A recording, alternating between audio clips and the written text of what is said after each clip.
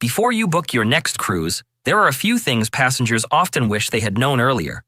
Not after the bill arrives, not after the phone charges appear, and definitely not after the ship has already left port. Because cruising can look simple from the outside. You book the cabin, pack your bags, board the ship, and relax. But in reality, there are little traps that can cost you money, waste your time, mess up your plans, or turn the start of your holiday into complete chaos. And in 2026, there's one mistake near the end of this video that matters more than ever. Because with overseas conflict affecting fuel costs, flight cancellations, fuel pressure, and even airlines struggling to stay operating, the old advice about flying in one day early may not be enough anymore. So before you sail, here are 12 cruise things I wish I knew before it was too late. Number 1. Thinking the advertised cruise fare is the real price. The first thing I wish more cruise passengers knew before booking is this. That price you see on the screen is usually not the real price of the cruise. It might look amazing at first. You see a cruise advertised for a few $100s, your brain gets excited, and suddenly you're picturing yourself on the balcony with a drink in your hand, thinking, well, that's cheaper than a hotel. And sometimes, yes, cruising can be brilliant value. But the advertised fare is only the beginning. Because by the time you add taxes, port fees, gratuities, travel insurance, drinks, Wi-Fi, excursions, specialty dining, transport to the port, flights if you need them, a hotel the night before, and all the little extras on board, that cheap cruise can suddenly look very different. And this is where a lot of first-time cruisers get caught. They think they've paid for the holiday, but really, they've paid for the basic entry ticket. The cabin is included. Most main dining food is included. A lot of entertainment is included. You can absolutely have a great cruise without buying every extra. But cruise lines are very good at making the extras feel normal.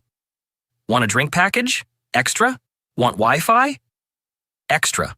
Want the steakhouse, sushi, specialty coffee, bottled water, better room service, fitness classes, photos, shore excursions, spa treatments, arcade games, casino money? Or that one dessert that suddenly looks like it was designed by someone trying to ruin your budget? Extra. And the dangerous part is, none of it feels huge in the moment. A coffee here, a cocktail there, a photo package because everyone looks nice for once, a shore excursion because you don't want to miss out, a few dollars on the casino machine because apparently your brain thinks the ship owes you money. Then, on the last night, you check your onboard account and think, hang on, did I buy the ship? So before you get too excited, work out the real cruise cost, not just the cruise fare. Add up the boring stuff first. Daily gratuities or service charges, port fees and taxes, flights, hotels, parking, transfers, and travel insurance.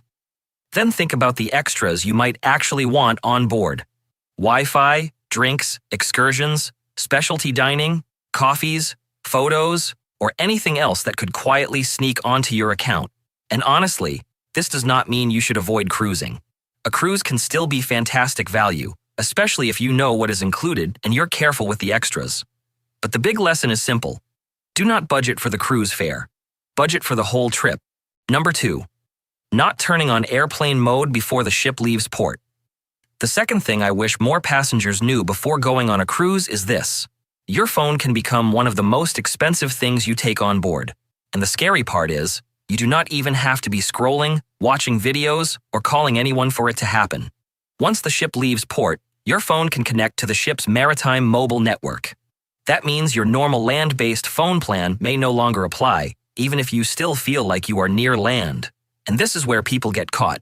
They board the ship, take photos, send a few messages, maybe check the weather, then put the phone in their pocket and forget about it. But the phone does not forget. Apps can refresh in the background, photos can try to back up, emails can sync, weather apps can update, social media can quietly load new posts.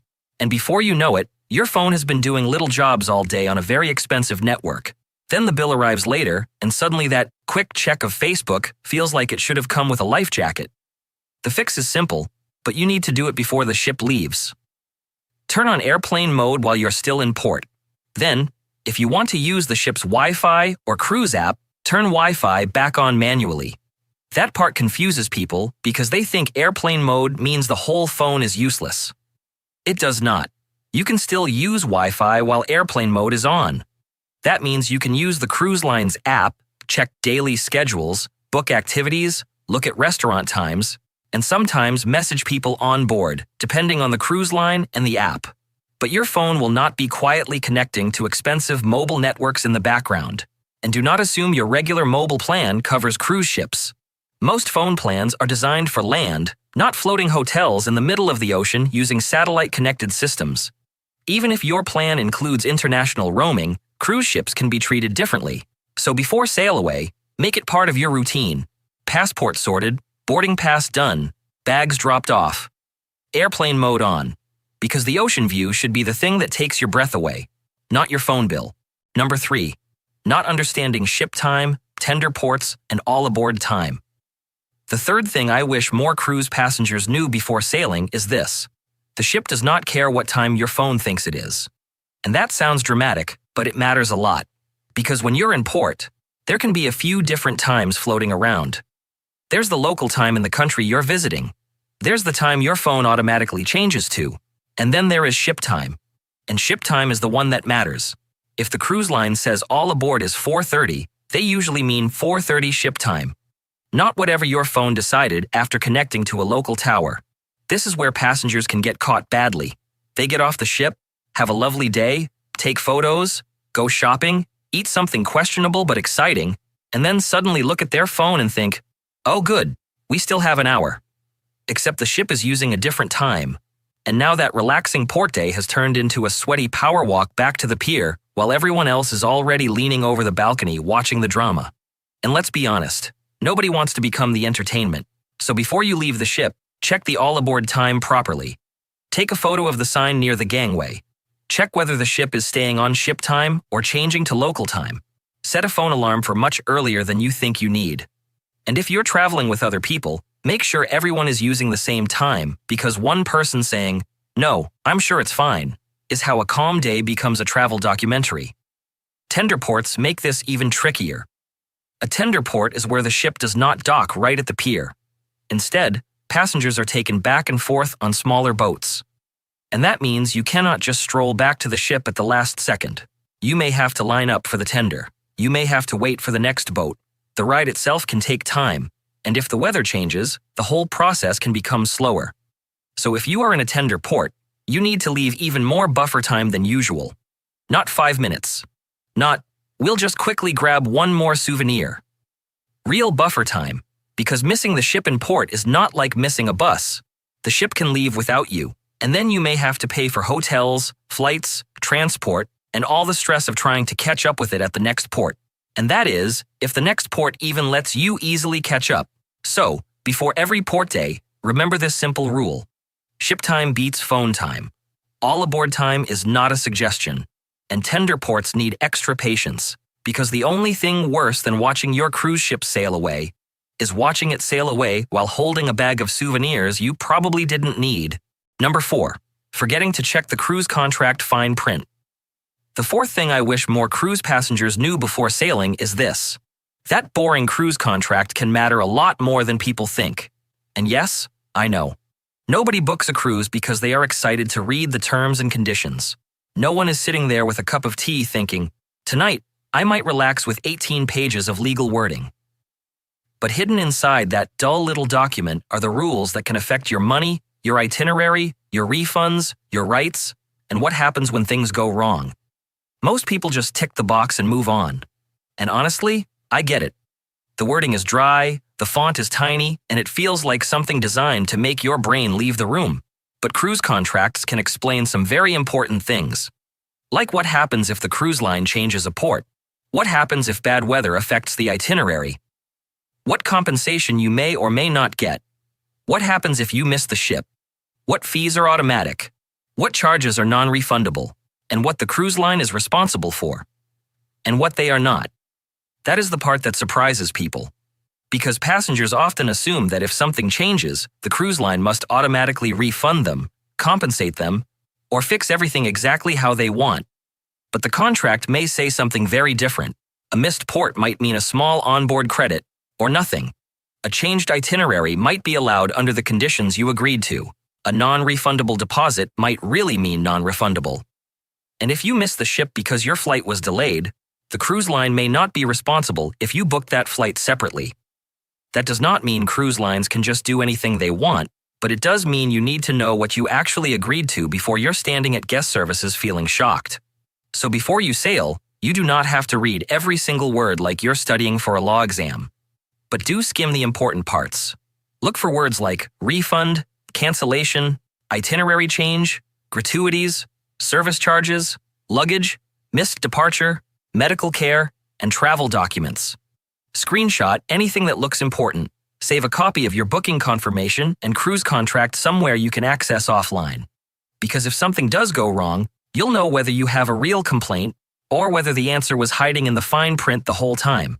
And that is not the most exciting cruise tip in the world, but it can save you money, stress, and a very long argument at guest services. Because sometimes the biggest surprise on board is not the buffet, it is finding out what you already agreed to. Number 5. Leaving your cruise check-in until the last minute. The fifth thing I wish more cruise passengers knew before sailing is this. Cruise check-in is not something you want to leave until the night before, because by then, the good arrival times may already be gone. Your documents might not be ready, and you may suddenly realize you need information you do not have sitting right in front of you. And that is not the kind of panic anyone needs before a holiday. Most cruise lines now want you to complete your check-in online or through their app before you arrive at the terminal. That can include passport details, emergency contacts, payment information, health or safety questions, arrival times, security photos, travel documents, and boarding passes. It sounds simple, and most of the time, it is. But the problem is, people leave it too late and then discover something annoying. Their passport details will not save, the app will not load, their booking number is not working, they cannot find the email, their printer has chosen violence, or the only arrival time left is right when every other passenger on Earth seems to be turning up too. And then, embarkation day starts with stress before they have even seen the ship. The smart move is to do your cruise check-in as soon as it opens. Not because you are trying to be overly organized and annoying, but because early check-in often gives you better choices, more time to fix problems, and a much calmer start to the cruise. You can choose your arrival appointment before the popular times disappear. You can make sure your passport and booking details are correct. You can add your payment card before you are standing in a noisy terminal trying to type numbers with one hand while holding luggage with the other. And you can download or print your boarding documents before your home printer suddenly decides it has emotional issues. Also, make sure your cruise app is set up before you leave home. Log in. Check your booking appears. Download anything you need. And if the app lets you complete safety steps, dining bookings, or onboard preferences early, do it while you still have normal internet. Because once you are traveling, tired, rushed, or standing near the port with patchy signal, everything feels harder. This does not mean you need to panic if something goes wrong. The staff at the terminal can usually help, but you do not want your first cruise memory to be standing in a check-in line thinking, "Why did I leave this until now?" So, treat cruise check-in like part of the holiday preparation. Do it early, save copies, screenshot important documents, and make sure your phone is charged before you arrive, because embarkation day should feel exciting. Not like you are trying to solve a password problem while everyone else is already heading toward lunch. Number 6. Not checking passports, visas, and destination rules properly. The sixth thing I wish more cruise passengers knew before sailing is this. Your cruise booking does not matter if your travel documents are wrong, and that is where some passengers get caught because cruising can feel different from flying. You might be leaving from your own country. You might only be doing a short cruise. You might even think, well, I'm not planning to get off at that port anyway. But if the ship visits another country, the rules can still apply. Some destinations require your passport to have extra validity left after your trip. Some require visas, entry permits, or electronic travel authorizations. And some rules depend on your nationality, not just where the cruise starts. That's why you should never rely on what worked last time, or what someone said in a cruise group 3 years ago. Before you sail, check the cruise line's requirements, check official government travel advice, and make sure the name on your booking matches your passport exactly. That includes spelling, middle names, old surnames, and anything else that could cause trouble at check-in. And if you're traveling with children or grandchildren, check whether you need consent letters or extra paperwork too. Because if your documents are wrong, The person at the terminal usually cannot just wave you through because you look excited and packed responsibly. The ship may be ready. Your cabin may be ready. The buffet may be calling your name, but if your paperwork is not right, you may not be getting on board. Number 7. Not packing a day 1 carry-on bag. The 7th thing I wish more cruise passengers knew before sailing is this. Your suitcase may not arrive at your cabin when you do, and that catches a lot of people out. When you get to the cruise terminal, you usually hand over your larger luggage before boarding. The crew then moves thousands of bags through the ship and delivers them to cabins throughout the day. Most of the time, everything works fine. But throughout the day does not mean the second you step on board. Your cabin might not be ready yet. Your bag might arrive hours later, or your suitcase might be sitting outside your door just when you are already meant to be getting ready for dinner. And if everything important is inside that big suitcase, day 1 can turn annoying very quickly. This is why you need a small carry-on bag for embarkation day. Not a giant suitcase you have to drag around the ship like you are moving in permanently. Just a small bag with the things you might actually need before your luggage arrives. Medication, travel documents, passport, phone charger, glasses, sunscreen, swimmers, a change of clothes, basic toiletries, any valuables, and anything you would be genuinely stressed to lose or be without for a few hours. Because the moment you board, you may want to eat lunch, explore the ship, sit by the pool, book something at guest services, or take photos before the crowds build.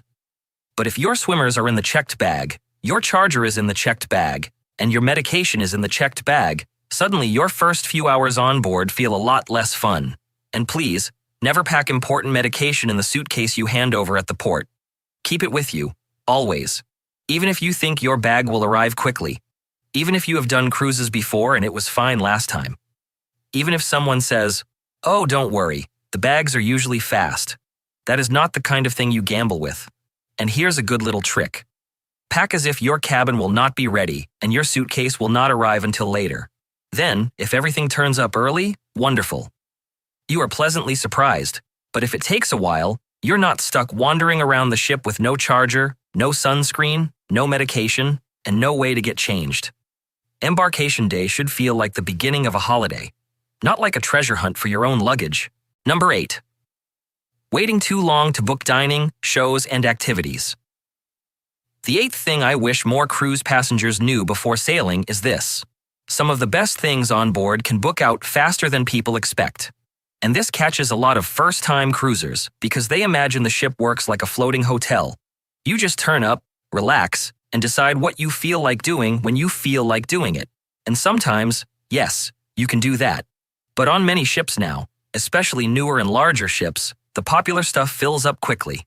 Specialty restaurants, comedy shows, theater shows, spa appointments, certain dining times, escape rooms, behind-the-scenes tours, kids' club times, fitness classes, popular activities, even some free events can require bookings.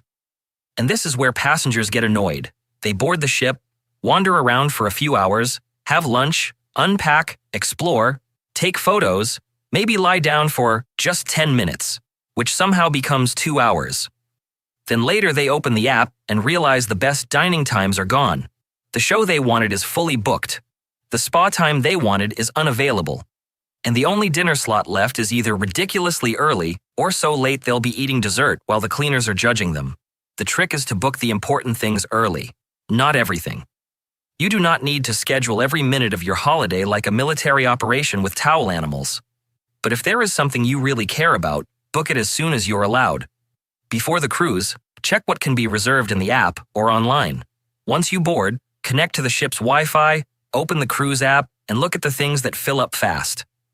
Specialty dining, shows, popular activities, anything with limited spaces. And if you're traveling with family, seniors, children, or a bigger group, this matters even more. Because one person can usually squeeze into something. 6 people wanting the same dinner time, that gets harder. And this is also where people make the mistake of thinking, we'll just sort it out later. Later is when everyone else is trying to sort it out too. Later is when the line at guest services looks like half the ship has collectively remembered they had questions. Later is when the app says, sold out, and suddenly that relaxed holiday mood disappears. So on day 1, after you board and settle in, take a few minutes to lock in the things that matter most. Then you can relax properly. Because there is a big difference between being spontaneous and accidentally missing everything because you thought the ship would wait for you to make decisions. Number 9. Bringing banned items without checking the rules. The 9th thing I wish more cruise passengers knew before sailing is this. Cruise ships are not as relaxed about luggage as people think. A lot of passengers pack for a cruise like they're going to a hotel. They think, well, if I use it at home, surely I can bring it on board. But cruise ships have very different safety rules. And that is where people get caught, because something that seems completely harmless at home can be banned on a ship. Irons, steamers, candles, kettles, coffee machines, heating pads, certain extension cords, surge-protected power boards, some alcohol, some drinks, drones, sharp items, and plenty of little gadgets people do not even think twice about. The reason is usually fire risk, electrical safety, security, or alcohol rules. A ship is not a normal building. It is a floating city with thousands of people on board, and the crew takes fire safety very seriously. So if something gets flagged in your luggage, your bag may be held back. And that is when embarkation day gets awkward. Everyone else is finding lunch, taking photos, and walking around the ship like they are in a holiday commercial. Meanwhile, you are trying to work out why your suitcase has not arrived. Then you find out it has been sent to the naughty room. Yes, that is what some cruisers call it. The place where luggage goes when security wants you to open it and explain what on earth you packed. And suddenly, you're standing there trying to defend a travel steamer like it is a misunderstood family member. The easiest way to avoid this is simple. Check your cruise line's banned items list before you pack. Not a random list online. Not what someone said 5 cruises ago. The actual cruise line's current rules. Because every cruise line can be slightly different. One line may allow something another line does not. One may let you bring a limited amount of wine, another may not. One may allow certain non-alcoholic drinks in cans. Another may have different rules completely. Also, be careful with power boards. This is one of the big ones. Many passengers bring them because cabins often do not have enough outlets, especially on older ships. But surge-protected power boards are often not allowed because they can create electrical risks on board. A safer option is usually a cruise-approved non-surge power strip, or a simple USB charging hub, but always check your cruise line's rules first. And if you need something for medical reasons, like a CPAP machine or medical equipment, contact the cruise line before sailing. Do not just pack it and hope for the best, because "I didn't know" does not always help when your bag is being held by security. So before you zip up your suitcase, do one boring but useful thing. Check the banned items list. It might save you from losing an item, delaying your luggage, or starting your cruise with a very uncomfortable conversation about why you tried to bring half your kitchen on board. Number 10. Choosing the wrong cabin location. The 10th thing I wish more cruise passengers knew before booking is this. Not all cabins are created equal, and sometimes the problem is not the cabin itself. It is where the cabin is. A room can look lovely in the photos. The bed looks comfortable. The balcony looks peaceful. The little desk looks like the perfect place to pretend you're going to write postcards you will absolutely never send. But then you get on board and realize your cabin is directly under the pool deck, or above the nightclub, or near the lifts, or under the buffet, or right beside a crew door that opens and closes all night like the ship is trying to teach you rhythm. That is when a cheap cabin can suddenly feel very expensive, because if you are a light sleeper, the wrong location can ruin your cruise. Cabins under public decks can hear chairs scraping, people walking, music, cleaning carts, or early morning setup. Cabins near lifts and stairwells can get constant foot traffic. Cabins near theaters, bars, casinos, or lounges can be noisy at night. Cabins far forward or far aft can feel more motion. And cabins near service areas can pick up sounds you never thought you would be listening to on holiday. The smart trick is to check the deck plan before you book. Do not just look at the cabin category. Look above it. Look below it. Look beside it. A good rule is to choose a cabin with other cabins above and below you. That usually means less public area noise. If you are worried about seasickness, midship and lower decks usually feel more stable. If you have mobility issues, do not just book the cheapest room and hope for the best. Look at how far it is from lifts, dining areas, theaters, and places you will use often. Because on a big ship, just down the hallway can start to feel like a sponsored walk by day 3. Also, be careful with guarantee cabins. They can save money, but you usually give up control over the exact location. That can work beautifully. Or you can end up in the cabin nobody else was rushing to choose. So before you book, take 10 minutes to study the ship map. Watch a cabin walkthrough if you can. Look for reviews of that exact cabin number or the area nearby, and think about what matters most to you. Quiet, less motion, closer lifts, a balcony, avoiding long walks. Because the best cabin is not always the fanciest one. It is the one that lets you sleep, relax, and enjoy the cruise without wondering why your room sounds like it was built inside a bowling alley. Number 11. Thinking the drinks package is automatically a bargain. The 11th thing I wish more cruise passengers knew before sailing is this: a drinks package is not automatically a good deal. It sounds brilliant at first. Unlimited drinks. No thinking, no checking prices, no little voice in your head saying, "Do I really need another cocktail with a tiny umbrella in it?" You just pay once and feel like the problem is solved. But here's where passengers get caught. Cruise lines are not offering drinks packages because they forgot how maths works. They know exactly what the average passenger drinks, and they price those packages very carefully. For some people, a drinks package can absolutely be worth it. If you drink several alcoholic drinks every day, plus coffees, soft drinks, bottled water, and you like the convenience of not thinking about every purchase, it might make sense. But for a lot of passengers, especially casual drinkers, it can be more expensive than just paying as you go, because you need to think about the whole cruise. Not just the first day when you're excited and convinced you're going to live your best tropical lifestyle from breakfast onward. Think about port days. You might be off the ship for hours.